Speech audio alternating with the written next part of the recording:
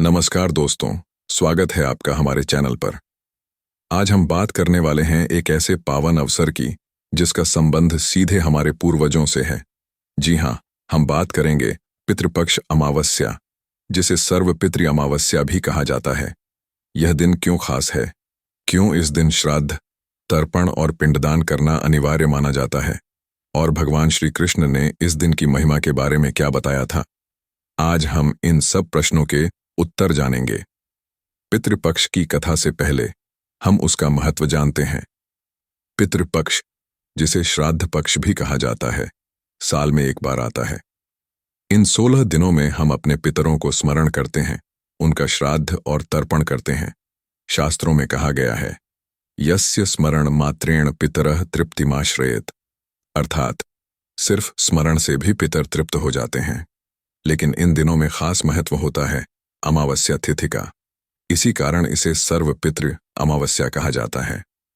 चलिए, अब हम पितृपक्ष की कथा को जानते हैं, जो कि श्री कृष्ण जी से संबंधित है।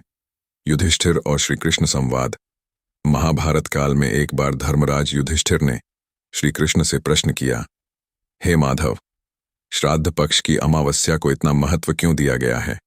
क्या सचमुच हमारे पितर तर्पण और पिंडदान से तृप्त होते हैं? तब श्री कृष्ण मुस्कुराए और बोले, हे धर्मराज, अमावस्या का दिन पितरों की तृप्ति के लिए सर्वोत्तम है। इस दिन यदि कोई श्रद्धा और भक्ति से श्राद्ध करता है, तर्पण और पिंडदान करता है, तो पितर प्रसन्न होकर अपने वंशजों को आशीर्वाद देते हैं। उनके आशीर्वाद से घर में सुख समृद्धि आती है, संतान की वृद्धि होती है और परिवार पर कोई संकट नहीं आता। श्री कृष्ण ने आगे कहा, यदि कोई मनुष्य अपने पितरों का श्राद्ध नहीं करता तो वे पितर यमलोक में कष्ट भोगते हैं, लेकिन पितृपक्ष की अमावस्या पर श्राद्ध करने से वे पितर तृप्त होकर स्वर्गलोक की प्राप्ति करते हैं। इसी कारण इस दिन को सर्वपितृ अमावस्या कहा गया। पितृपक्ष का शास्त्रों में वर्णन में भी वर्णन किया गया है। गरुड़ पुराण में कहा गया है कि पितरः प्रियन्ते श्राद्धेन दत्तेन च पितृभ्यः, अर्थात श्राद्ध और दान से पितर अत्यंत प्रसन्न होते हैं। महाभारत में भी वर्णन आता है कि जब पांडव वनवास में थे, तब उन्होंने अपने पितरों के लिए श्राद्ध किया और पितरों के आशीर्वाद से उन्हें अनेक संकटों से मुक्ति मिली। यही कारण है कि पितृपक्ष की अमावस्या को देवताओं से भी ऊपर पितरों की पूजा मानी गई है। दोस्तों, अब प्रश्न आता है कि हमें इस दिन क्या करना चाहिए। शास्त्रों के अनुसार प्रातः स्नान के बाद पवित्र जल से तर्पण करें। तिल, जल और कुशा से पितरों का आह्वान करें। पिंडदान करें।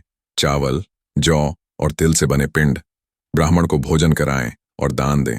गंगा जल या किसी पवित्र नदी का जल अर्पित करें। संभव हो तो गाय को हरा चारा और कौवों को अन्न खिलाएं, क्योंकि ये पितरों के प्रतीक माने जाते हैं। यदि कोई व्यक्ति विस्तृत विधि न कर पाए तो केवल जल और तिल अर्पित करके भी पितरों को प्रसन्न कर सकता है। पितृपक्ष का हमारे जीवन में महत्व और लाभ भी है।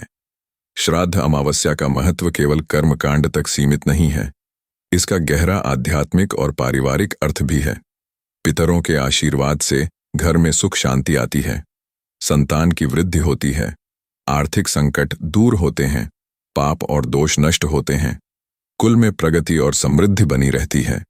इसीलिए कहा जाता है कि पितृप्रसादे सर्वं भवति, अर्थात पितरों की कृपा से ही जीवन के सभी कार्य सफल होते हैं।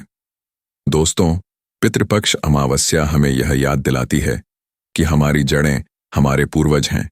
उनका स्मरण और तर्पण करना केवल परंपरा नहीं, बल्कि हमारी जिम्मेदारी है। इस दिन भगवान श्री कृष्ण का स्मरण करते हुए पितरों के लिए श्राद्ध अवश्य करना चाहिए। उनके आशीर्वाद से ही जीवन में सुख, शांति और समृद्धि आती है। आप सभी को पितृपक्ष अमावस्या की हार्दिक शुभकामनाएं। धन्यवाद।